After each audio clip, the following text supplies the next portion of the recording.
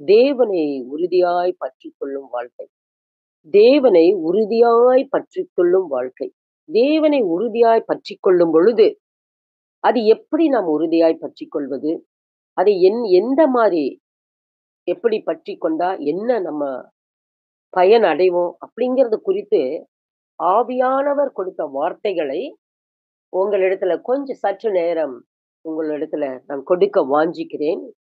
அதுக்காக தேர்ந்தெடுத்த வசனம் ஏசாயா 26ஆம் அதிகாரம் 3ஆம் வசனம். வசனத்தை எல்லாம் நானே வாசிச்சிடுறேன். ஏன்னா தேடி எடுக்கிறதுக்கு நேரம் ஆயிட்டிருக்கும். ஆக ஏசாயா 26ஆம் அதிகாரம் 3ஆம் வசனம், "உம்மை உறுதியாய் பற்றிக் கொண்ட மனதுடையவன், உம்மையே நம்பியிருக்கிறபடியால், நீர் அவனை பூரண சமாதானத்துடன் காத்துக்கொள்வீர்." யோசிச்சு பாருங்க. உம்மை உறுதியாய் பற்றிக் கொண்ட மனதுடையவன். அவன் இருதயத்துல ஆழமா பற்றிக் கொள்ளணுன்ற அந்த மனசு. உம்மையே நம்பி இருக்கிறபடியால், நீர் அவனை பூரண சமாதானத்தோடு காத்துக்கொள்வீர். இந்த வசனத்திலேயே எல்லா பதிலும் கர்த்தர் அடக்கி வைத்திருக்கிறார். ஆனாலும் இதை குறித்து சில தெளிவான கருத்துக்களை நம்முடைய வாழ்க்கையில இணைத்து நாம் அறிந்து கொள்ள போகிறோம். இந்த வசனத்துல நாம் என்ன செய்தால் தேவன் நமக்கு என்ன செய்வார் என்பதை நாம் தெளிவாக அறிய முடிகிறது. இந்த வசனத்துல உறுதியாய் பற்றிக் கொள்வது.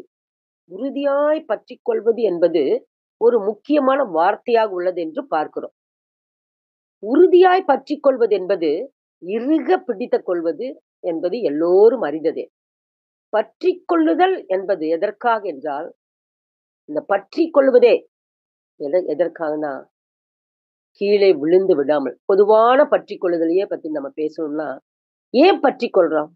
கீழே நம்ம விழுந்து விடாதபடிக்கு, நிலைத்து நிற்பதற்கு, நன்கு வாழ்வாதாரத்துக்கு, நம் வாழ்க்கைக்கு, இப்படி பல காரியங்களுக்காக பற்றிக் கொள்வது தேவையா இருக்குது நமக்கு. இதற்கு உதாரணமாக சில காரியங்களை நம்மளோடு நம் கண் முன்னால பார்த்து கொண்டிருக்கிற சில காரியங்களை நாம் பார்த்துவோம். ஒரு சில காரியங்களை நம்ம பார்த்து கடந்து போவோம். அந்த காலத்துல இயேசு ஜீவனோடு, உயிரோடு நம்ம மத்தியில வாழ்ந்திருக்கும் போது, பெரிய விஷயத்த கூட பரலோக காரியம். அந்த பெரிய ஒரு விஷயத்த மக்களுக்கு தெளிவுபடுத்துறதுக்கு சின்ன சின்ன சின்ன சின்ன விஷயங்கள சின்ன விஷயங்கள கண்ணு முன்னால நம்ம பார்த்துட்டு இருக்கிற காரியங்களை வச்சுதான் உதாரணமாக ஆண்டவர் பேசினார் என்று நாம் வேதத்துல பார்க்கிறோம். பரலோக விஷயங்கிறது பெரிய விஷயம். எல்லா மனிதருக்குரிய ஃபைனல் பரலோக ராஜ்யம், நித்திய ஜீவனை குறித்து. அதுக்கு அவர் நம்ம கிட்ட சொல்றதெல்லாம், காட்டு புஷ்பங்களை பாருங்கள். காட்டு புஷ்பம் சாதாரணமா நம்ம கண்ணு முன்னால பூத்துட்டு இருக்கிற பூவை வச்சு சொல்றாரு. விதை விதைக்கிற மனுஷனை பாருங்க. அந்த விதைக்கிற மனுஷன், இது நம்ம சாதாரணமா ஒவ்வொரு விவசாயம் செல்ற காரியம்தான். விதை விதைக்கிற பாருங்க. ஒரு பணக்கார வீட்டுல திருமணம் நடக்கிறது. அது சாதாரணமா இந்த உலகத்துல நடக்கிறதா. அத வச்சு பார்க்கிறது. நல்ல நல்ல சமாரியன். அத வச்சு இப்படி கர்த்தர் ஒவ்வொரு காரியத்தையும் மக்கள் உணரணும். மக்கள் தெளிவா தெரிஞ்சுக்கணும் அப்படின்றதுக்காக, இந்த சின்ன சின்ன உதாரணத்த வச்சு இயேசு நமக்கு பெரிய பெரிய பெரிய பெரிய காரியத்த சொல்லி இருக்கிறத நம்ம எல்லோரும் அறிந்ததுதான். அப்போ இந்த உறுதியாய் பற்றிக் கொண்ட மனதுன்னா அந்த உறுதிக்காக நாம ஒரு காரியத்த தெரிஞ்சுக்கணும்னா, மனிதன் வாழ்வதற்காக கர்த்தர் உருவாக்கிய மனிதன் வாழ்வதற்காக, இந்த உலகத்துல படைச்சதெல்லாம் நாம வாழ்றதுக்காகத்தான். எல்லாமே எல்லா காரியத்தையும் படைத்தது அனைத்துமே மனிதனுக்கு தேவை என்பதை அறிந்துதான் அவர் எல்லாத்தையும் படைத்தார். அவர் அவர் படைத்தார். அப்போ மனிதன் வாழ்வதற்காக கர்த்தர் உருவாக்கிய நம் கண் முன்னால பார்த்துட்டு இருக்கிற மரம், செடி, கொடி எல்லாம் இந்த இறுக பற்றிக் கொள்வதற்கு ஒரு உதாரணத்தை நம்ம வைத்திருக்கிறோம். இந்த மரம், செடி, கொடி எல்லாம் என்ன செய்யணும்? அது வாழணும், அது வளரணும்னா என்ன செய்யணும்? நிலத்த, மண்ண அது இறுக பற்றிக் கொள்ளணும். அப்படி இல்லாட்டினா எப்படி மேல வரும்?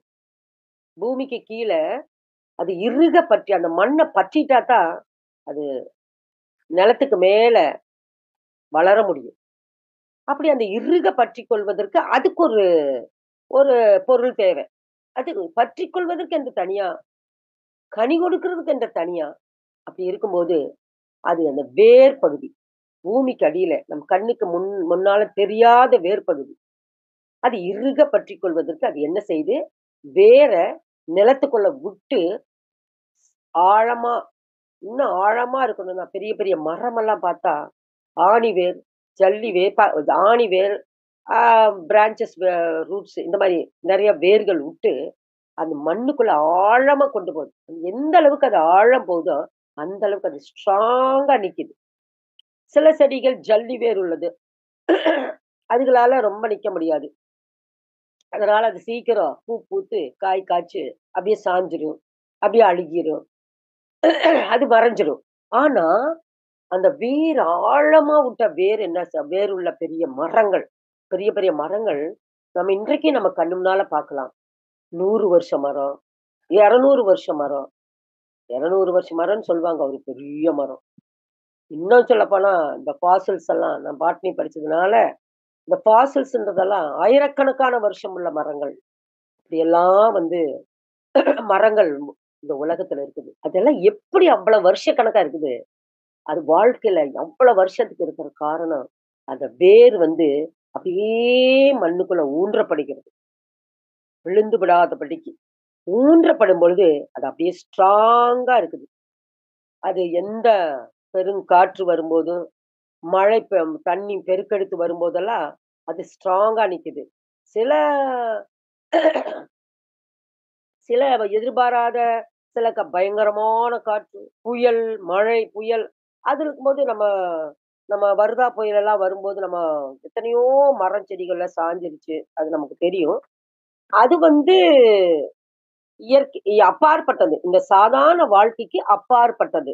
ஆனா, மரம் வந்து நல்லா வளரணும், நல்ல கனி கொடுக்கறதுக்காக வரணும்னா, அது வேர வந்து ஸ்ட்ராங்கா நிலத்துக்குள்ள ஊனி, அந்த வேர் மூலியமா சத்துக்கள் நிலத்தில் உள்ள சத்துக்கள உறிஞ்சி, நம்ம ஊத்துன தண்ணீய சத்துக்கள உறிஞ்சி, அது மேல வந்து கனி கொடுக்க செய்யுது. அந்த வேர் தான் நம் ஏறெடுக்கிற ஜெபம். வேர் என்பது தான் நம்முடைய வாழ்க்கைக்கு வாழ்க்கைக்கு நாம் ஏறெடுக்கிற ஜெபம். கர்த்தரோடு நாம் எவ்வளவு ஐக்கியம், எவ்வளவு ஐக்கியம். ஆழமா வேரூன்றுனா, ஸ்ட்ராங்கா அந்த மரம் நிக்கிறது போல, நம்ம ஆண்டவருக்குள்ள ஆழமா, ஆழமா, ஆழமா செபிக்கும் பொழுது, நம்முடைய வாழ்க்கை, தேவனோடு இருக்கிற ஐக்கியம் பலப்படும். கடைசி வரைக்கும். நம்மளோட முதிர் வரை நம்ம ஜீவனுள்ள வரைக்கும் அது பலப்படும். அது எத்தனையோ காற்றுகள் அடிக்கும். எத்தனையோ தண்ணி வந்து இழுத்துட்டு போகும். எத்தனையோ காரியங்கள் நடக்கும். ஆனாலும் அந்த மரம் ஸ்ட்ராங்கா இருக்கிறது போல, நம் தேவனோடு வேரூன்ற வாழ்க்கையில வாழும்போது, நாம் கர்த்தரோடு என்றென்றைக்கும் ஐக்கியமா இருக்க முடியும். அதுக்கு தான் அந்த உறுதியான ஒரு வாழ்க்கைக்கு நாம ஒரு உதாரணம், கர்த்தர் நமக்கு கொடுத்த உதாரணம், இந்த வேரூன்றி நிற்கிற அந்த அனுபவம். அப்போ அந்த வேரூன்றி நிற்கிற அனுபவம் நம் ஒவ்வொருவருமே பெற்றுக்கொள்ளணும். வேற ஆழமா கர்த்தரோடு நம்ம ஆழமா ஜீவிக்கும் பொழுது, என்ன சூழ்நிலைகள் வந்தாலும், எப்படி காற்றடிச்சா, மழை பெஞ்சா, தண்ணி வந்தா, அந்த மரம் அப்படியே ஸ்ட்ராங்கா நிக்குதோ, அதைப்போல நாம் ஆண்டவரிடத்துல ஆழமான அன்பு செலுத்தி இருக்கும் பொழுது, நமக்கு எத்தனையோ சோதனைகள் வரும். கஷ்டம் வரும். வேதனை வரும். நஷ்டம் வரும். வியாதி வரும். வியாதின்னெல்லாம் சொல்ல முடியாது. ஆனா நம்ம இந்த உலகத்துல வாழ்ந்துட்டு இருக்கிறோம். இந்த உலகத்துல வாழ்ந்துட்டு இருக்கோம். இந்த காரியங்கள் எல்லாம் நமக்கு நடக்கு. ஆனா அந்த தேவனோடு நம்ம ஐக்கியமா இருக்கும்போது, அந்த ஆழம், இந்த ஆழமான ஒரு ஐக்கியத்துல இருக்கும்போது, நாம் இந்த சோதனைக்கும், வேதனைக்கும், வியாதிக்கும், நஷ்டத்துக்கும் நாம வந்து தேவனை விட்டு விலக மாட்டோம். ஸ்ட்ராங்கா இருப்போம். கர்த்தர் பெரிய காரியத்தை செய்வார் என்ற உறுதியோடு நம்ம வாழும்போது, ஆண்டவர் அவர் சித்தத்தை நிறைவேற்றுவார். சோதனை நமக்கு குடுக்கிறதே, நாம வந்து அப்படியே ஜொலிக்கணும்னு தான். ஒவ்வொருத்தருக்கும் கர்த்தர் அவரோட பிள்ளைகளுக்கு சோதனை கொடுக்கிறார். ஆனா, அந்த சோதனையிலிருந்து வெளிவரும்போது, நாம அப்படியே தங்கம் போல ஜொலிப்போம்னு வசனத்துல எல்லாம் இருக்குது. அப்போ சோதனையை சகிக்கிறவன் பாக்கியவான். இப்போ நாம் வேரூன்றி நிக்கும்போது, அவை எல்லாவற்றிலிருந்து கர்த்தர் நம்மை மீட்டு கொண்டு வருவார். சில செடிகள் எல்லாம் வந்து கொடிகள், கொடிகளா இருக்கும். அதுனால அப்படி நிக்க முடியாது. அதனால என்ன பண்ண அதுக்கு தகுந்த மாரி ஒரு புடிச்சுக்கிற மாரி ஒரு வேர்கள் விடும். அது வாழ்றதுக்குரிய வாழ்க்கைக்கு பிடிச்சுக்கிற மாரி ஒரு வேரு. அந்த பக்கவாட்டுல எல்லாம் வேறு வந்து, என்ன ஒரு பொருள் இருக்குதோ, பக்கத்துல ஏதோ ஒரு மரமோ, செடியோ, கொடியோ, பந்தலோ, அவரைச்செடி, பீர்க்கங்காய் செடி, அ இந்த கொடிகள் எல்லாம் என்ன செய்யுது? பந்தல் போட்டு விட்டா தான் கனி கொடுக்குது. பந்தல் போட்டு விட்டா தான் கனி கொடுக்குது. அப்போ அந்த பந்தல் போடும்போது, அது பந்தல் மேல படர்ந்துட்டு அது கனி கொடுக்குது. ஆனா வீக்கா, ரொம்ப வீக்கு தண்டுக அதுகெல்லாம். ரொம்ப வீக்கா இருந்தா கூட, அது வாழ்வாதாரத்துக்கு அதுக்குரிய ஒரு பக்க வேர்கள விட்டு, சுற்றி கொள்ற வேர்கள விட்டு, அது கனி கொடுக்குது போல, மக்களும் நாம மனசுல கஷ்டம், மனசுல ஒரு ஒரு ஒரு இது வீக்கா இருந்தா கூட, அந்த மக்களையெல்லாம் தேவன குறிச்சு சொல்லி, ஆற்றி, தேற்றி, அது படர வைத்து கனி கொடுக்கிறது போல, அவருடைய பிள்ளைகளாகிய நாம் அதையெல்லாம் செய்யணும்னு கர்த்தர் எதிர்பார்க்கிறார். அவரோட வார்த்தையை சொல்லி. அதுதான் இப்ப நாமெல்லாம் இந்த காரியங்கள் செஞ்சுட்டு இருக்கிறது. இந்த விஷயங்கள கேட்டுட்டு இருக்கிற மக்கள் இருதயம் கொஞ்சம் கொடி போல இருந்தாலும், அது படர வச்சு கனி கொடுக்கிறது போல, நாம் நம்மளுடைய இப்படிப்பட்டதான தேவனுடைய வேலைகளை செய்யும் பொழுது, அந்த காரியம் நிறைவேறும். உறுதியாய் தேவனை பற்றிக் கொள்ளும் மனசு அப்படின்னு நம்ம இப்ப பார்க்கும்போது, இன்றைய உலகத்துல மனிதர்கள் வாழ்க்கை வாழ்வதற்கு யார் யாரையோ பற்றிக்கொண்டு, எதையோ பற்றிக்கொண்டு, மனம் போன போக்குல வாழ்ந்து கொண்டு இருக்கிறாங்க. வாழ்ந்து கொண்டு வராங்க. உண்மையா யாரை பற்றிக் கொண்டு வாழ வேண்டும் என்று வழி தெரியாமல் வாழ்ந்து கொண்டிருக்கிறார்கள். அந்த வழி தெரியாம வாழ்ந்து கொண்டிருக்கிறது தான் உண்மையான தேவன் யார் என்று அறியாம, கடவுள் படைத்த படைப்புகளை வைத்து, ஒரு பெரிய படைப்பு. இந்த உலகத்துல எல்லாத்தையும் படைத்த அவர்தான்.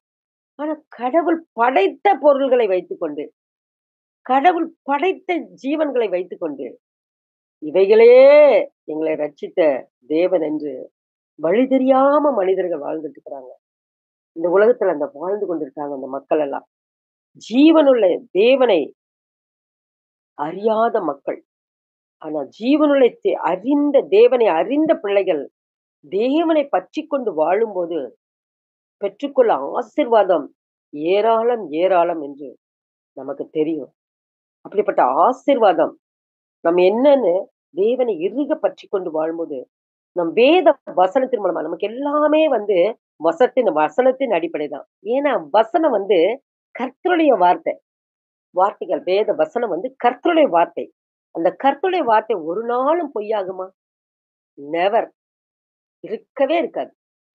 நம்ம வாயில மனுஷர்கள் சொல்ற வார்த்தை ஒருவேள வித்தியாசமா இருக்கலாம். அது நடக்கலாம், நடக்காம போலாம். ஆனா தேவனுடைய வார்த்தை ஒருபோதும் நடக்காமல் போகாது. அப்போ கர்த்தருடைய வார்த்தையின் மூலமா நம்ம என்னத்தெல்லாம் பெற்றுக்கொள்ள முடியும் அப்படிங்கிறத அவர் வார்த்தையின் பிரகாரமே நம்ம அறிந்து கொள்ளலாம். அப்போ என்னென்ன ஆசீர்வாதங்களை நம்ம பெற்றுக்கொள்ளலாம் அப்படிங்கும்போது கர்த்தர் சொல்றதே, கர்த்தர் கொடுக்கிற வார்த்தையை சங்கீதம் 89 21வது வசனத்தை நம்ம பார்க்கும்போது, என் கை அவனோடு உறுதியா இருக்கும். என் கை கர்த்தரை நம்ம பற்றிக் கொள்ளும்போது என்ன வசனத்தை சொல்றாரு பாருங்க. என் கை அவனோடு உறுதியா இருக்கும். என் புயம் அவனை பலப்படுத்தும். பாருங்க, ஆண்டவர் சொல்றார். நம்ம பக்கத்துல தான் இருக்காரு கர்த்தர். நம்ம ஒவ்வொருத்தரோட அருகிலும் இருக்கார். இந்த வசனத்தை எல்லாம் நான் சொல்லும்போது அவர் கேட்டுட்டு தான் இருக்கார். என் கை அவனோடு உறுதியா இருக்கும். என் புயம் அவனை பலப்படுத்தும். இப்பேற்பட்ட தேவன். அப்பா அண்ட சராசரங்கள் படைத்த தேவன். ஆதியும் அந்தமான தேவன் என்ன சொல்றாரு? அவர பற்றிக் கொள்ள இருக்கும்போது, அவர் கை வந்து நம்மோடு உறுதியா யாருக்கு சொன்னாருன்னா, தாவீதுன்ற மனிதன் பற்றிக் கொள்வதற்கு, அன்பு செலுத்துவதற்கு, இறுக பிடித்துக் கொள்வதற்கு, அந்த தாவீதுன்ற ஒரு மனுஷன் இந்த வசனத்துல நம்ம பார்க்க அந்த தாவீது ஒரு மனுஷன், கர்த்தரோட ஐக்கியத்துக்கு ஒரு முழு உதாரணமே தாவீது தான். அவன் என் இருதயத்துக்கு ஏற்றவன் என்று ஒரு மனுஷன ஆண்டவர் சொல்றாருன்னா, அது தாவீது தான். இப்ப தாவீதுக்கு சொன்ன வார்த்தை தான் இந்த வார்த்தை. என் கை அவனோடு உறுதியா இருக்கும். என் புயம் அவனை பலப்படுத்தும். இதேதான் நமக்கும் சொல்றார். இதே ஆசீர்வாதம் தான் அவர் நமக்கும் கொடுக்கிறார். நாம் இறுக பற்றிக் கொண்டிருக்கும் பொழுது, அந்த தாவீது கொடுத்த அந்த ஆசீர்வாதம், தேவனுடைய புயம் நம்மளோடு இருக்கும். ம். அவர் கை நம்மளோடு உறுதியாய் பற்றிக்கும். அவர் புயம் நம்மள பலப்படுத்தும். எல்லா விதத்திலும் நம்மள பலப்படுத்தும். தாவீது கொடுத்த அதே வசனம் எல்லாம் நமக்கும் தான். அடுத்த வசனமாக எபிரேயர் 3ஆம் அதிகாரம் 14ஆம் வசனத்துல நான் பார்க்கிற வார்த்தை என்னன்னா, நாம் ஆரம்பத்திலே கொண்ட நம்பிக்கையை முடிவு பரியந்தம் உறுதியாய் பற்றிக் கொண்டிருப்போமாகில், கிறிஸ்துவினிடத்தில் பங்குள்ளவர்களாய் இருப்போம். பாருங்க, எத்தன அருமையான வசனம். நான் இந்த ஒவ்வொரு வசனத்தையும் படிச்சுட்டு அப்படியே ரசிச்சுட்டு அதுக்கப்புறம் தான் இந்த செர்மன் எடுத்தேன். இந்த செர்மன் எடுக்கறதுக்கு கொஞ்சம் டைம் எடுத்துச்சு. ஆனாலும் பரவால்ல. ரொம்ப அருமையா இருக்குது ஒவ்வொரு வசனமும். நிஜமாவே கர்த்தருக்கு கோடான கோடி ஸ்தோத்திரத்த எழுதுகிறேன். இந்த பிரியா இப்படிப்பட்ட ஒரு சூழ்நிலைகள, அதாவது இப்படிப்பட்ட ஆ காரியங்களை செய்வதற்கு ஆண்டவர் பிரியாவை பயன்படுத்தி, இந்த வசனத்த தெளிவா இல்லன்னா நம்ம என்ன பண்ணுவோம், படிச்சுட்டு அப்படியே போயிட்டே இருப்போம். ஆனா ஒரு செர்மன் எடுக்கும்போது, ஒரு இது எடுத்து சொல்லுவதற்கும்போது, அந்த வசனத்த நம்ம திரும்ப திரும்ப படிக்க வேண்டியதா இருக்கு. அப்ப திரும்ப திரும்ப படிக்கும்போது, அதனுடைய ஆழம், அதனுடைய உயரம், அதுல இருக்கிற ஒரு செறிவு நமக்கு ரொம்ப நல்லா இருக்குது. அப்ப நான் இந்த வசனத்தை எல்லாம் நான் வாசிக்கும்போது, நான் கொஞ்சம் டைம் எடுத்து தான் ஒவ்வொன்னையும் யோசிச்சு, பரிசுத்த ஆவியானவரோடு இடைப்பட்டு தான் இந்த வார்த்தைகளை நான் உங்களுக்கு அதை நினைப்பூட்டுகிறேன். இத பாருங்க. நாம் ஆரம்பத்திலே கொண்ட நம்பிக்கையை முடிவு பரியந்தம் உறுதியாய் பற்றிக் கொள்வோமாகில், கிறிஸ்துவினிடத்தில் பங்குள்ளவர்களாய் இருப்போம்.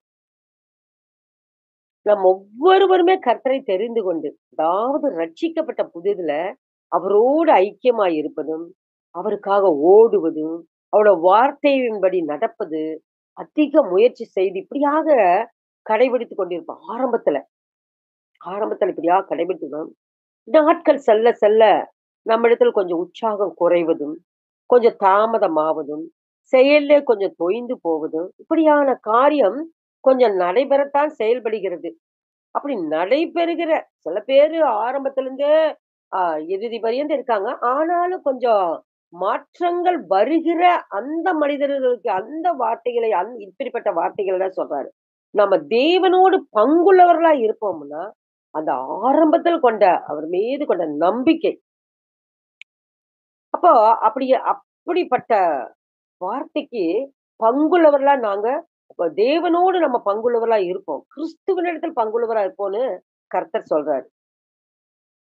படித்த வசனத்தின்படி ஆரம்பத்திலிருந்து அவர் மீது நம்பிக்கை வைத்து, நாம் நம்முடைய வாழ்நாள் முழுவதும் அவர் உறுதியாய் பற்றிக்கொண்டு, அவரோடு அதிக நெருக்கமாக எல்லா நேரங்களிலும், எல்லா சூழ்நிலையிலும் அவருடைய வார்த்தையை விசுவாசித்து, அவருடைய கட்டளைக்கு கீழ்ப்படிந்து வாழ்ந்தோமானால், நாம் நம் ஆண்டவராகிய இயேசு கிறிஸ்துவினிடத்துல பங்குள்ளவர்களாய் இருப்போம். பங்குள்ளவர்னா என்ன? பங்கு, பங்குன்னு நம்ம சொல்றோமே, பங்கு. இது என்னோட பங்கு. இது என்னுடையது. என்னுடைய பங்கு. அப்படின்னு பங்குன்னே நம்ம வாழ்க்கையில எல்லா விதத்திலும் நம்ம பேசிட்டு தான் இருக்கிறோம். அப்போ ஆண்டவரிடத்தில் பங்குள்ளவன்னா, அப்ப எவ்வளவு நெருக்கம் பாருங்களேன். நம்ம ஆரம்பத்தில் கொண்ட நம்பிக்கையை, நம்ம அவர் மீது வச்ச அந்த பாசம், அந்த அன்பு, அந்த நம்பிக்கை, முடிவு வந்த உறுதியாய் நம்ம அதான் அந்த உறுதி இன்னைக்கு நாள் முழுக்க இந்த கேட்கிறத உறுதி பத்தி தானே. அப்ப உறுதியாய் பற்றிக் கொண்டிருப்போம்னா, கிறிஸ்துவினிடத்துல பங்கு. Very close. பங்குனாவே அது நம்மளுடையது தான். எல்லா விதத்திலும் அவரோடு நெருக்கமா இருக்கிறது. அதுக்கு ஒரு வசனத்துல நம்ம பார்க்கலாம். உபாகமம் 39:9 கர்த்தருடைய ஜனமே அவருடைய பங்கு. பங்குன்னு என்ன? கர்த்தருடைய ஜனமே அவருடைய பங்கு. யாக்கோபு அவருடைய சுதந்திர வீதம். இது அந்த வசனத்துல இருக்கு. அப்ப கர்த்தருடைய ஜனமே அவரோட பங்குன்னு பார்க்கிறோம். அப்ப நாமெல்லாம் அவரோட பங்கு. 2 கலந்தவங்க. நம்ம கூட ஐக்கியம். தேவனோட ஐக்கியமுள்ள பிள்ளைங்க நாங்க. அப்ப நம் வாழ்க்கை ஆண்டவரை அறிந்த நாளிலிருந்து அவர் மீது அன்பு வைத்து, அவரையே தெய்வமாக கொண்டு, அவருக்கு கீழ்ப்படிந்து நம் வாழ்வின் முடிவு பரியந்தம் அவரை உறுதியாய் பற்றிக் கொண்டு இருப்போமானால், நாம் அவருடைய சொந்த பிள்ளைகள். சொந்த பிள்ளைகள்னா சாதாரண வார்த்தை இல்லைங்க.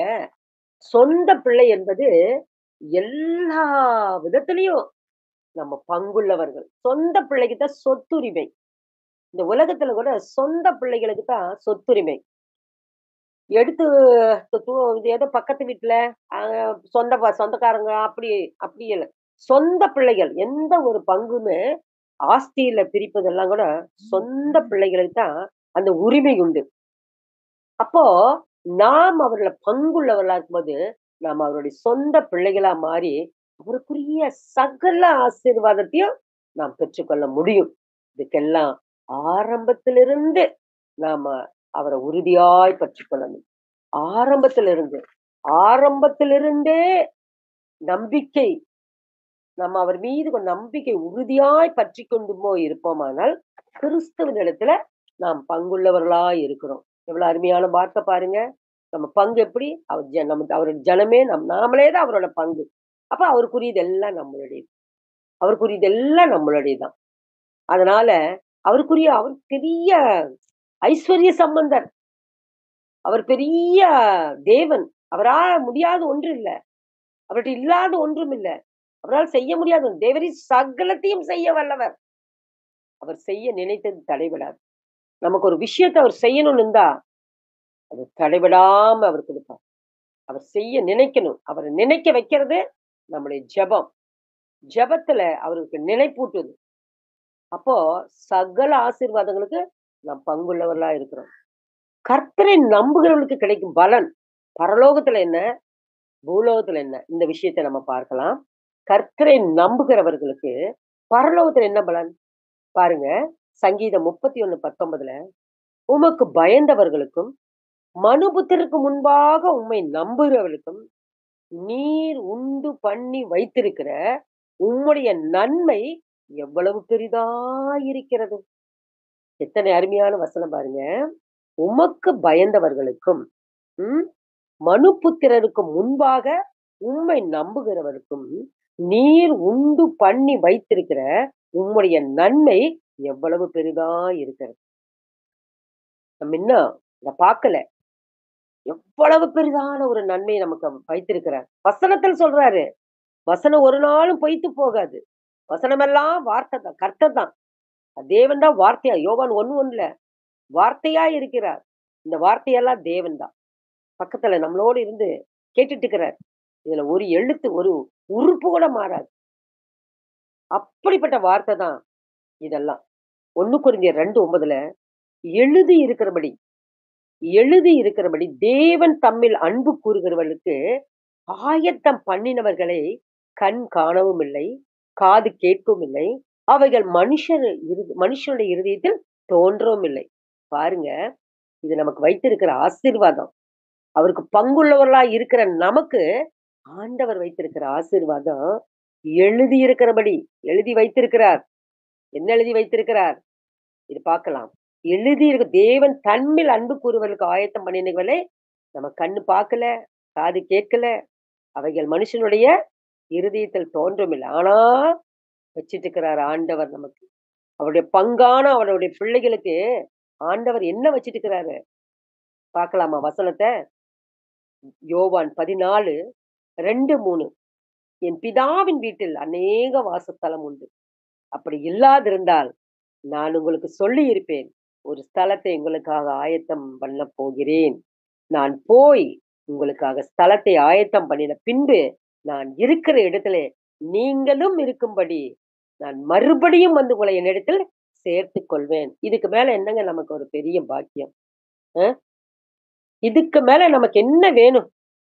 எவ்வளவு பாடு இந்த உலகத்துல கஷ்டம், நஷ்டம், ஏன் என்ன என்ன என்ன பண்ணுனாலும் நமக்கு வச்சிட்டு இருக்கிறாரு பாருங்க ஒரு ஸ்தலத்த. நமக்காக அவர் ஆயத்தம் பண்ணி வச்சிருக்கிறாரு பாருங்க. இந்த மனுஷ வாழ்க்கை நம்ம 90 வயசு நம்ம முதலுக்கே ஆல்ரெடி நான் சொல்லியிருக்கேன். இந்த மனுஷ வாழ்க்கை 90 வயசு 90 100 வயசுன்னு கூட வச்சுக்கங்களேன். 100 வயசு தான் மேக்ஸிமம் வயசு. அப்ப 100 வயசு வரைக்கும் வாழ்ந்தா கூட, அது தேவனுடைய கணக்குல ஒரு புள்ளி. ஒரு புள்ளி. கணக்கு பிரகாரம் பார்த்தா ஒரு புள்ளி டிஸ்டன்ஸ் தான். ஆனா, நம்முடைய ஆத்துமா நித்திய நித்திய வாழ்க்கை வாழ்வதற்கு நித்திய நித்திய வாழ்க்கை வாழ்வதற்கு ஆண்டவர் நமக்காக அங்க ஒரு ஸ்தலத்த வச்சுட்டு இருக்கிறார். அவர் இருக்கிற இடத்துல நம்மையும் கொண்டு வந்து சேர்த்தருக்கு அவர் ஒரு இதுக்கு மேல என்னங்க நமக்கு ஒரு பெரிய ஆசீர்வாதம் வேணும்? அந்த ஆசீர்வாதத்தை பெறுவதற்கு இந்த பூமியில என்ன பட்டா என்ன? என்ன கஷ்டப்பட்டா என்ன? இந்த புள்ளியில வாழ்ந்திருக்கிற இந்த 100 வருஷத்துக்குள்ள நம்ம என்ன பாடுபட்டா என்ன? கர்த்தரோட பாடு இருக்கட்டும். ஆண்டவரோட ஐக்கியம், ஐக்கியம், ஐக்கியம், ஐக்கியம். சோதனை சகிக்கிறவன் பாக்கியவான். தேவன் சிருஷ்டித்த பிள்ளை வேசி பிள்ளைகள் என்று வசனத்துல பார்க்கிறோம். அப்போ அவர் நம்ம சிட்சிக்கிறத தேவன் சிட்சிக்காத பிள்ளை வேசியின் பிள்ளையின் வேதத்துல பார்க்கிறோம். ஆனா அவர் சிட்சிக்கிற பிள்ளைகளாகிய நாம் அவருடைய சொந்த பிள்ளைகள், அவருடைய சுதந்திரவாளிகள். சொந்த பிள்ளைகளைத்தான் ஆண்டவர் சிட்சித்து அப்படியே பொன்னா ஜொலிக்க வைக்கிறார். பொன்னா ஜொலிக்க வைக்கிறார். அவருடைய பார்வையில இருக்கிற நம்மளைத்தான் அவர் சிட்சித்து பொன்னா ஜொலிக்க வைக்கிறார். பரலோகத்துல கொண்டு போய் நம்மளை சேர்த்துறார். நித்திய நித்திய வாழ்க்கைக்கு அவர் நம்மளை கொண்டு போய் சேர்த்துறார். எவ்வளவு அருமையான வசனங்க பாருங்க. யாராலும் கொடுக்க முடியாத ஒரு பெரிய இடம் பரலோகத்தில் நமக்காக வைத்திருக்கிறார் என்பது நமக்கு ஆண்டவர் கொடுக்கிற பெரிய சிலாக்கியம். இவ்வளோ பெரிய சிலாக்கியம் கிடைப்பதற்கு நாம் செய்ய வேண்டிய காரியம் அவர் கட்டளைக்கு கீழ்ப்படிவது. ஒண்ணும் பெரிய காரியத்தை சொல்ல, தாங்க முடியாத பெரிய காரியத்தை சொல்ல, அவர் கட்டளைக்கு கீழ்ப்படியணும். ஆண்டவரை முழு மனதோடு, முழு இருதயத்தோடு, முழு ஆத்துவம், முழு பலத்தோடு அவர் அன்பு செலுத்தணும். அன்பு செலுத்துறதுக்கு என்னங்க கஷ்டம்? ஏங்க அன்பு செலுத்துறதுக்கு என்ன கஷ்டம்? ஆண்டவர் நம்ம இவ்ளோ செய்றாரு. ஒவ்வொரு நொடி பொழுதும் நம்மளோட இருக்கிறாரு.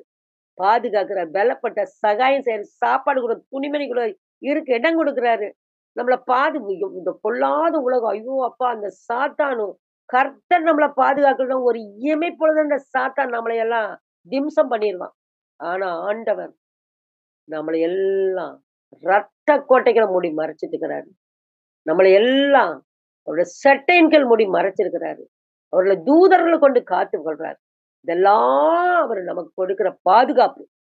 அப்படிப்பட்ட பாதுகாப்பு கொடுக்கிற தேவன நம்ம எப்படி தேடணும்? முழு மனதோடும், முழு இருதயத்தோடும், முழு பலத்தோடு அவரிடத்துல அன்பு செய்யணும். அதே போல 2ஆம் கற்பனையா, உன்னைப் போல பிறனை நேசி. விடிஞ்ச வரைக்கும் இந்த உலகத்துல அவருடைய பிள்ளைகள் அவருக்கு சாட்சியா நம்ம வாழ்றதே உன்னைப் போல பிறனை நேசிங்கிறது. அந்த வார்த்தைய நம்ம இருதயத்துக்குள்ள வச்சுட்டா, நம்ம அந்த வார்த்தைக்கு கீழ்ப்படிந்து நம்ம வாழ்ந்தோம்னா, கர்த்தர் சொல்ற வார்த்தையை நம்ம நிறைவேற்றுகிற பிள்ளைகளா இருப்போம். உன்னைப் போல் பிறனை நேசி. நமக்கு நாமே துக்கப்படுத்திக்குமா? நமக்கு நாமே வஞ்சகம் பண்ணிக்குமா? நமக்கு நாமே பொறாமைப்படுவோமா? நமக்கு நாமே தீங்கு செய்யுமா? செய்ய மாட்டோம். அது ஒரே வார்த்தையில அடங்கி போயிரும். 10 கற்பனையும் இந்த 2டே 2 கற்பனையில அடங்கி போயிரும். அவர் எதிர்பார்க்கிறது இதன்படி ஜீவிங்கப்பா. இதன்படி ஜீவிக்கும்போது, ம் எத்தன ஆசீர்வாதம். பூமிக்குரிய ஆசீர்வாதத்தையும் குடுக்குறாரு. பரலோகத்துக்குரிய ஆசீர்வாதத்தையும் குடுக்கிறார். பூமிக்குரிய ஆசீர்வாதம். பாருங்க, கர்த்தரை நம்புகிறவர்களுக்கு பூமியிலே கிடைக்கும் பலன். வசனத்தின் மூலமாவே தெரிஞ்சுக்கலாம். சங்கீதம் 32:10. கர்த்தரை நம்புகிறவனையும் கிருபை சூழ்ந்து கொள்ளும். இப்ப நம்ம சொன்னோம் பாருங்க. இப்ப சொல்லிட்டு இருந்தேன். கிருபை சூழ்ந்து கொள்ளும். கிருபைன்னா என்னங்க? தகுதியில்லாத நமக்கு தகுதியா அவர் வச்சுட்டுருக்காரு. ஆண்டவருக்கு நம்ம தகுதிங்களா? தகுதியில்லாத நமக்கு அவர் கிருபைங்கிறது தகுதியில்லாத நம்மை தகுதிப்படுத்துவது. அவர் பிள்ளையாக தகுதிப்படுத்துவது. இதுதாங்க கிருபை. அப்ப இந்த உலகத்துல சங்கீதம் 32:10 படி கர்த்தரை நம்புகிறவளையும் கிருபை சூழ்ந்து கொள்ளும். பாத்தீங்களா? தகுதியில்லாத நமக்கு அவர் பிள்ளையாக நம்மள எடுத்துக்கிறது அடேங்கப்பா! எவ்வளோ பெரிய ஆசீர்வாதம். அதுக்கு உதாரணம் அதுக்கு உதாரணம் எங்கேயும் போ வேண்டாம். வேதத்துல நம்ம பார்க்கிற அதே தாவீது தான். தாவீதே தான். ஆடு மேய்த்துக் கொண்டிருந்த தாவீதை தேவன் முழு இஸ்ரவேல் குடும்பத்துக்கு, முழு 12 கோத்திரத்துக்குமே அரசனா வைத்தார்ன்னு பார்க்கிறோம். ஆடு மேய்த்துக் கொண்டிருந்தான். யோசிச்சு பாருங்க. ஆடு மேய்ச்சுட்டு இருக்கிற தாவீது, என்னைக்காவது நினைச்சிருப்பாரா? நம்ம ஒரு பெரிய ராஜாவாக போறோம். ஆளு, அம்பு, சேனை, ராஜ அந்த ராஜாவுக்குரிய அனைத்து ஆசீர்வாதங்களும் பெறுவோம்னு நினைச்சிருப்பானா? ஆடு ஆடு மேய்ச்சிட்டு இருந்தவன்.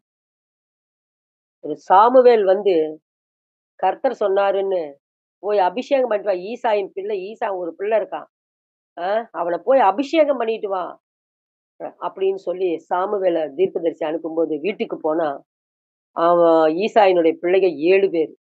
அதுல 6 பேரு போர் வீரர்கள். நல்லா மிலிட்டரில இருக்கிறவங்க. மிலிட்டரில இருக்கிறவங்கலாம் எப்படி செலக்ட் பண்ணுவாங்க? எப்படியெல்லாம் செலக்ட் பண்ணுவாங்க? சும்மா அப்படியே பயங்கர பர்சனாலிட்டியா இருக்கிறவங்க தான் செலக்ட் பண்ணுவாங்க. அப்பேற்பட்ட மிலிட்டரியால வேலை செஞ்சுட்டு இருக்கிற ஆளுகள எல்லாம் சாமுவேல் பார்த்து, "நீ இல்ல, நீ இல்ல, நீ இல்ல, நீ இல்ல, இல்ல, இல்ல, இல்ல." 6 பேர்த்தையும் பார்த்துட்டு, "இல்ல, இல்ல, இல்லன்ட்டு." அவருக்கே ஒரு மாதிரி ஆயிடும். என்னடா! வீட்ல இவ்வளோ பெரிய விசேஷம் நடந்துட்டு இருக்குது. பெரிய தீர்க்கதரிசி. இஸ்ரவேல் ஜனங்கள்லயே பெரிய தீர்க்கதரிசி. அந்த காலத்துல சாமுவேல அப்படியே கடவுளே நேர்ல வந்து பேசுற மாரி, கடவுளே வந்து கடவுள் தான் அப்படின்னு நினைக்கிற அளவுக்குரிய அந்த சாமுவேல் அந்த வீட்டுக்கு வரும்போது, மிலிட்டரி பசங்க இருக்கிறாங்க. சாமுவேல் கேட்கிறாரு, "உங்களுக்கு அவ்வளவுதான் ஈசாயே உனக்கு அவ்வளவுதான பிள்ளைங்க? உனக்கு அவ்வளவுதான்." ஏன்னா அவருக்கு டவுட்டு. கர்த்தர் 6 பிள்ளைகளும் இல்ல, இல்ல, இல்ல, இல்லன்ட்டார்டா. "நீ எங்க போறதய்யா? இங்க தானே அபிஷேகம் பண்ண சொன்னாரு." அப்படிங்கும்போது, "வேற யாராவது உனக்கு பிள்ளை இருக்கா?" அப்படின்னு அந்த ஈசாய் கேட்கும்போது, "ஆமா ஒருத்தன் இருக்கான். அவன் ஆடு மேய்ச்சிட்டு இருக்கிறான். ஆடு மேய்க்கிறதுக்கு அனுப்பிச்சுட்டேன்." யூ ஜஸ்ட் இமேஜின் வீட்ல ஒரு பெரிய தீர்க்கதரிசி வீட்டுக்கு வர்றாரு. கடவுள் மாரி இருக்கிற தீர்க்கதரிசி வர்றாரு. அப்போ ஒரு பையன அவங்க அப்பா அனுப்பிச்சு விட்டுறாரு. "போ ஆடு மேய்ச்சிட்டு வா" அப்படின்னா, அந்த வீட்டுக்குள்ள அவன் எவ்வளவு லீஸ்ட் பாதரா இருப்பான். யோசிச்சு பாருங்க. அந்த வீட்டுக்குள்ளேயே அவன் எவ்வளவு லீஸ்ட் பாதரா இருப்பான். ஒரு வீட்டுக்குள்ள ஒரு பெரிய விசேஷம் நடக்குது. அந்த விசேஷத்துல ஒரு பொண் ஒரு ப ஒரு ஒரு குழந்தைய, "நீ போ. அந்த வேலைய செய்யறதுக்கு நீ போ. நீ போ. நீ போ. நீ போ. போய் அதை பாரு. இந்த வீட்டு விசேஷமெல்லாம் அதெல்லாம் நாங்க பார்த்துக்கிறோம்." அப்படின்னு சொன்னா, அந்த வீட்டுக்குள்ள அவன் எவ்வளவு லீஸ்ட் பாதரா இருப்பான். அந்த லீஸ்ட் பாதரத் தான் ஆண்டவர் ராஜாவாக்குனார். அந்த லீஸ்ட் குடும்பத்தாலாலயே லிஸ்ட் பாதராக்குன அந்த மனுஷன தான் கர்த்தர் ராஜாவாக்குனார். அந்த தாவீத தெரியாத ஆட்களே யாருமே இருக்க முடியாது நாம. அப்பேற்பட்ட அந்த சின்ன அற்பம் பிள்ளைய தாவி டோட்டல் இஸ்ரவேலர் ஜனங்களுக்கு அரசனாக்கினார் ஆண்டவர். ஏன்? அவன் கர்த்தரை இறுக பற்றிக் கொண்டவன். இறுக பற்றிக் கொண்டவன். சங்கீதம் 34:1 சொல்லுது, "கர்த்தரை நான் எக்காலத்திலும் ஸ்தோத்தரிப்பேன். அவர் துதி எப்போதும் என் வாயில் இருக்கும்." பாருங்க, "கர்த்தரை நான் எக்காலத்திலும் ஸ்தோத்தரிப்பேன். அவர் துதி எப்போதும் என் வாயில் இருக்கும்." தாவீது ராஜா. ம். எவ்வளோ வேலை இருக்கும். ஒரு ராஜாவுக்கு எத்தன வேலை இருக்கும். அத்தன வேலையிலும் சொல்ற வார்த்தை, "கர்த்தரை நான் எக்காலத்திலும் ஸ்தோத்தரிப்பேன். அவர் துதி எப்போதும் என் வாயில் இருக்கும்." சங்கீதம் 34:8 கர்த்தர் நல்லவர் என்பதை ருசித்துப் பாருங்கள். அவர் மேல் நம்பிக்கையாய் இருக்கிற மனுஷன் பாக்கியவான், பாக்கியவான். அந்த தாவீது இன்னொரு வார்த்தையும் தாவீது சொல்லலாம். "அந்தி சந்தி மதியவெல்ல நான் கர்த்தரை நோக்கி முறையிடுவேன்னு" சங்கீத புஸ்தகம் சொல்லுது. அந்தி சந்தி மதிய வேளையில 3 வேளையும் கர்த்தர ஸ்தோத்தரிக்கிறான். ஒரு ராஜாவுக்கு அத்தன வேலை இருக்கும்போது அவன் 3 வேளை இருக்கும்போது, நாமெல்லாம் எப்படி நம்ம கர்த்தர தேடணும்? யோசிச்சு பாருங்க. நாம் எந்த நேரம் கர்த்தரை தேடணும்? கர்த்தரோடு ஐக்கியமா இருக்கணும். பாக்கியவான். அது கர்த்தர் நல்லவர் என்பதை ருசித்துப் பாருங்கள். அவர் மேல் நம்பிக்கையாய் இருக்கிறவர் மனுஷன் பாக்கியவான். பாக்கியவான் என்பது சகல ஆசீர்வாதங்கள் பெற்றவன் தான். வேற ஒண்ணும் கிடையாது. பாக்கியவான் என்பது அதுக்கு என்ன செய்யணும்? கர்த்தர் நல்லவர் என்பதை ருசித்துப் பாருங்க. அவர் மேல் நம்பிக்கையா இருக்கிற மனுஷன் பாக்கியம். அவர நம்பணும். ஆண்டவர நம்ம நம்பிக்கை நம்பிக்கையோடு அவரை விசுவாசிக்கணும். நீதிமொழிகள் 25 28, 25 பார்த்தா, கர்த்தரை நம்புகிறவனோ செழிப்பான். இதெல்லாம் இந்த பூமிக்குரிய ஆசீர்வாதங்கள். கர்த்தரை நம்புகிறவன் செழிப்பான் என்ற வார்த்தை நாம் உணர்ந்து அறிந்து கொள்வோமானால், செழிப்பு என்பது என்ன தெரியுமா? செழிப்பு பணம் மாத்திரம் அல்ல. செழிப்பு கர்த்தரை நம்புகிறவனும் செழிப்பான். செழிப்பான்னா, ஆ கர்த்தரை நம்மள பெரிய பணக்காரன் ஆக்கிருவாரு நம்மள. பெரிய அதிபதி ஆக்கிருவாரு. அது மாத்திரம் இல்லைங்க. ஆக்குவாரு. ஆக்காம போமாட்டாரு. ஆனாலும் செழிப்பு என்பது ஒரு சந்தோஷம். இருதயத்தின் நிறைவு, இருதயத்துக்குள்ள மகிழ்ச்சி, சரீரத்தில் நல்ல சுகம், பலன், ஆரோக்கியம், நீண்ட ஆயுள். இதெல்லாம் தாங்க செழிப்பு. கோடி கோடியா பணத்த வச்சுட்டு, வேதனையும் துக்கத்தோட வாழ்றது, வியாதியோடு வாழ்றதா செழிப்பு? காணவே இல்லைங்க. ஆனா நான் சந்தோஷமா இருக்கிறேன். கர்த்தர் என்னோட இருக்கிறார். எனக்கு பயங்கர சந்தோஷம். நான் எப்பவும் சந்தோஷமா இருப்பேன். இப்படி சொல்றது தாங்க செழிப்பு. ஆரோக்கியமா இருக்கேன். ஒரு நோய் நொடி இல்ல. நான் ஆரோக்கியமா இருக்கேன். கர்த்தர் என்னோட இருக்கு. இதுதாங்க செழிப்பு. இப்படி கர்த்தரை நம்புகிறவனோ செழிப்பான். இந்த வசனம் செழிப்பு இப்படிப்பட்ட காரியங்கள் எல்லாம் கர்த்தர் அவர் பிள்ளைகளை நம்மள நமக்கு செழிப்பு இது தவிர பிள்ளைகளின் பிள்ளைகளை கொடுத்து நம்மளை செழிப்பாங்க. சந்ததிகள் இப்படியா பூமியில வாழ்ந்து கொண்டு இருக்கும்போது இப்படிப்பட்ட ஆசீர்வாதங்களை பெறுவது கர்த்தர் அவரை நம்புகிற பிள்ளைகளுக்கு கொடுக்கும் ஆசீர்வாதம். எப்பொழுதும் அவர் ஆண்டவர் நமக்கு கொடுக்கிறது எப்பவுமே இரட்டத்தனையான நம்பிக்கையுள்ள சிறைகளை அரணுக்கு திரும்புங்கள். இரட்டத்தனையான நன்மை தருவேன். இன்றைக்கே தருவேன். வேத வசனம் சொல்லுது. இரட்டத்தனையான நன்மை. இந்த இரட்டத்தனையான நன்மை தான் இப்ப நம்ம பார்த்துட்டு இருந்தோம். பூமிக்குரிய ஆசீர்வாதம், பரலோகத்துக்குரிய ஆசீர்வாதம். அப்போ பூமிக்குரிய ஆசீர்வாதம், பரலோகத்துக்குரிய ஆசீர்வாதம். அதுதான் இரட்டத்தனையான நன்மை. இரட்டத்தனையான நன்மை அதுதான். அப்போ அவரை நம்புகிறவனுக்கு கர்த்தர் கொடுக்கிற ஆசீர்வாதங்கள் பரலோகத்துக்குரியது, பூமிக்குரியது. ஏசாயா 57:13 பார்த்தா, என்னை நம்புகிறவனோ தேசத்தை சுதந்தரித்து என் பரிசுத்த பர்வத்திலே காணியாட்சியாய் இருப்பான். பரிசுத்த பர்வத்துல காணியாட்சியா இருப்பான். இந்த வசனத்துல கர்த்தரை நம்புகிறவன் தேசத்தை சுதந்தரிப்பான் என்பதை நாம் சற்று ஆராய்ந்து பார்த்தால், தமிழ் இலக்கணம் ஊர் சிரித்தது. ஊர் என்பது ஊருள்ள மக்களை குறிக்குது. இது தமிழ் இலக்கணத்துல வரும். அப்போ இதை இந்த என்னை நம்புகிற தேசத்தை சுதந்தரித்துக் கொள்வான் என்றா, தேச மக்களை சுதந்தரித்துக் கொள்வான். தேச மக்களை சுதந்தரித்துக் கொள்வான். அதாவது தேச மக்கள் எல்லாம் கர்த்தருக்காக கர்த்தருக்காக செய்யறது. கர்த்தருக்காக செய்யறது. கர்த்தரோடு ஐக்கியம் பண்ணுவது. மக்களை எல்லாம் ஐக்கியத்துக்கு கொண்டு வர்றது. இதுதான். இன்னும் நிறைய விஷயங்கள் நான் வச்சிருக்கேன். ஆனாலும் இந்த நேரம் கடந்து கொண்டிருக்கிறது. சங்கீதம் 2:8 என்னை கேளும் அந்த வசனம் சொல்லிடுறேன். அவர் நமக்கு சொல்றாரு பாருங்க, எல்லா ஆசீர்வாதத்துக்கும் ஒரு வசனம். என்னை கேளும் அப்பொழுது ஜாதிகளை உமக்கு சுதந்திரமாகவும், பூமியின் எல்லைகளை உமக்கு சொந்தமாகவும் கொடுப்பேன். என்னை கேளும். அவர் கேட்க சொல்றாரு. அப்பொழுது ஜாதிகளை உமக்கு சுதந்திரமாகவும், பூமியின் எல்லைகளை உமக்கு சொந்தமாகவும் கொடுப்பேன்றார். அவரை கேட்டா பூமியின் எல்லைகளை கொடுக்க, ஜாதிகளை சுதந்திரமாக ஜாதிகளை சுதந்திரமா நம்ம கொடுத்தா ஜனங்களை வச்சுட்டு நம்ம என்ன பண்றோம்? கர்த்தரிடத்துல கொண்டு வருவதற்கு அவர் சொல்றார். அந்த மக்கள் எல்லாம் ஆத்தும ஆதாயம். என்னை கேளும். அவரை கேட்கணும். ஆத்தும ஆதாயம் பண்ணுவதற்கு என்ன பலப்படுத்துங்க. எனக்கு சகாயம் பண்ணுங்க. உங்க வேலையை நான் செய்யணும். உங்களோட நான் ஐக்கியமா இருக்கணும். உங்களுடைய பலனை நான் பெற்றுக்கொள்ளணும். அப்படின்னா, என்னை கேளும் அப்பொழுது ஜாதிகளை உமக்கு சுதந்திரமாகும்.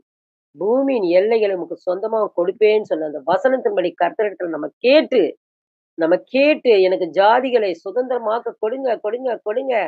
பூமியின் எல்லைகளை உமக்கு சொந்தமாக கொடுப்பேன்னு சொல்லியிருக்கிறீங்க. கொடுங்க. எல்லைகள் எங்கும் மக்களை கொடுங்க. எல்லைகள் எங்கும் இருக்கிற மக்களை கொடுங்க. அந்த மக்களை கொடுத்தா அதோட நிக்கணுமா? மக்களுக்கு பல ஆசீர்வாதங்கள் வேணும்ல. மக்கள சமாளிக்கிறதுக்கு. இப்போ ஜூம் மீட்டிங் கண்டக்ட் பண்ணிட்டு இருக்குது பிரியா. அதெல்லாம் சமாளிக்கிறதுக்கு கொஞ்சம் அவளுக்கும் வருமானம் தேவை. அதுவும் குடுக்கணும். ஆண்டவர் கொடுக்கணும். எல்லைகளை உமக்கு சொந்தமாக கொடுப்பேன். இப்ப இதெல்லாம் கர்த்தர் கேளுன்னு சொல்லியிருக்கார். இப்ப கேட்டு இதையெல்லாம் நான் பெற்றுக்கொள்ளணும். வசனத்த என் பரி என் பரிசுத்த பர்வதத்திலே காணியாட்சியாய் இருப்பீர்கள் என்பது அவருடைய அவரோடு இருப்பது. எப்பொழுதும் அவருடைய பங்கு அவருடைய பங்கும்போது எல்லையெங்கும் சுதந்திரித்துக் கொள்வது. அவரோடு அவருடைய காணியாட்சிங்கும்போது முற்றிலுமாக அவருக்கு சொந்தமாக இருப்பது. அவருடைய எல்லையெங்கும் சுதந்திரித்துக் கொள்பவனாக இருப்பான். காணியாட்சியானவன் அவன் எல்லை, கர்த்தருடைய எல்லையெங்கும் சுதந்திரத்து என்று கர்த்தர் உரைக்கிறார் என்று பார்க்க முடிகிறது. இதுதான். நீ காணியாட்சியா இருப்பான்னா கர்த்தர் உரைக்கிறார். நீ காணியாட்சி இப்படிப்பட்ட தேவனை நம்புகிற பிள்ளைகளுக்கு ஆண்டவர் சகலத்தையும் கொடுக்க வல்லவராய் இருக்கிறார். தேசத்தையும், தேச மக்களை சுதந்திரித்துக் கொள்ளும் சிலாக்கியத்தை கொடுக்கிறார். அது மாத்திரமல்ல, அவர் நம்மை பூரண சமாதானத்தோட காக்கிற தேவனாய் பூரண சமாதானம். அவர் பூரண சமாதானத்தோடு காக்கிற தேவனாய் இருக்கிறார். பூரண சமாதானம். எசேக்கியேல் 33:6 இதோ நான் அவர்களுக்கு சவுக்கியம், ஆரோக்கியம் வரப்பண்ணி, அவர்களை குணமாக்கி, அவர்களுக்கு பரிபூர்ண சமாதானத்தையும், சத்தியத்தையும் வெளிப்படுத்துவேன். எவ்வளவு அருமையான வசனம். இதோ அவர்களுக்கு சவுக்கியம், ஆரோக்கியம் வரப்பண்ணி, அவர்களை குணமாக்கி, அவர்களுக்கு பரிபூர்ண சமாதானத்தை, சத்தியத்தை வெளிப்படுத்துவேன். அருமையான ஒரு வார்த்தை. எத்தனை வார்த்தை! எல்லாமே கர்த்தருடைய வார்த்தைகள் தான். நேரம் கடந்து போகிறது. இன்னும் நிறைய வசனத்த வச்சிருக்கேன். ஆனாலும் டைம் ஆயிட்டு இருக்கிறதுனால, இதோடு நான் முடிக்கிறேன். இது அதான் பூரண சமாதானத்தோடு காத்துக்கொள்வது இதுதான். இதோ நான் அவர்களுக்கு சவுக்கியம், ஆரோக்கியம் வரப்பண்ணி, அவர்களை குணமாக்கி, அவர்களுக்கு பரிபூர்ண சமாதானத்தை, சத்தியத்தை சமாதானம், பரிபூர்ண சமாதானம் அவர் குடுக்க இருக்கிறார். சங்கீதம் 37:10 சாந்த குணமுள்ளவர்கள் பூமியை சுதந்திரித்து மிகுந்த சமாதானத்தில் மகிழ்ச்சியாய் இருப்பார்கள். சாந்த குணம்னா எல்லாருக்கும் தெரியும். சாந்த குணம்னா என்ன? அருமையான ஆவியின் கனி. சாந்த குணம் உள்ளவர்கள். அந்த சாந்த குணம் இருந்தாவே நாம் எல்லாராலும் சந்தோஷப்படுவோம். சந்தோஷப்படக்கூடியவர்களா இருப்போம். அப்படிப்பட்ட மனிதர்களாக நாம் வாழணும் அப்படின்னு கர்த்தர் எதிர்பார்க்கிறார். உம்முடைய வேதத்தை நேசிக்கிறவர்களுக்கு சங்கீதம் 119 165 வேதத்தை நேசிக்கிறவர்களுக்கு மிகுந்த சமாதானம் உண்டு. அவர்களுக்கு இடரல் இல்லை. சங்கீதம் 119 165 ஏசாயா 57:2 நேர்மையாய் நடந்தவர்கள் சமாதானத்துக்குள் பிரவேசித்து தங்கள் படுக்கையில் இளைப்பாறுவார்கள். பாருங்க, நேர்மையாய் நடந்தவர்கள் சமாதானத்துக்குள் பிரவேசித்து, இந்த சமாதானத்தை யார் தர? தங்கள் படுக்கையில் இளைப்பார்கள். படுக்கை என்றால் நம்முடைய ஜீவன் போகும்போது கூட அந்த இளைப்பாறுதலை பெறுவார்கள் என்று கர்த்தர் அருமையாக அவரை உறுதியாய் பற்றி கொண்ட என்ன சாந்த குணம் உள்ளவர்களாக இருக்கணும், வேதத்தை நேசிக்கிறவர்களா இருக்கணும், நேர்மையாய் நடக்கணும். இப்படிப்பட்ட தகுதியோடு நாம் வாழ்ந்தோமானால் கர்த்தர் நம்மை சமாதானத்தோடு காத்துக் கொள்வார். அதான் அவர் சமாதானத்தை கொடுக்கிற தேவன். இன்னுமாக இப்படி இதோடு நான் முடிச்சிடுறேன். இன்னும் கொஞ்சம் இருக்கு. ஆனாலும் நேரம் கடந்து விட்டது. ஆண்டவர் சொன்ன அந்த வார்த்தையின்படி உம்மை உறுதியாய் பற்றி கொண்ட மனதுடையவன் உம்மையே நம்பி இருக்கிறபடியால் நீர் அவனை பூரண சமாதானத்தோடு காத்துக்கொள்வீர். முடிவு பரியந்தம் அவர் நம்மளை நம் ஜீவன் இளைப்பாற வரைக்கும் நம்மளை அவர் பூரண சமாதானத்தோடு காத்துக்கொள்கிற தேவனாய் இருக்கிறார்.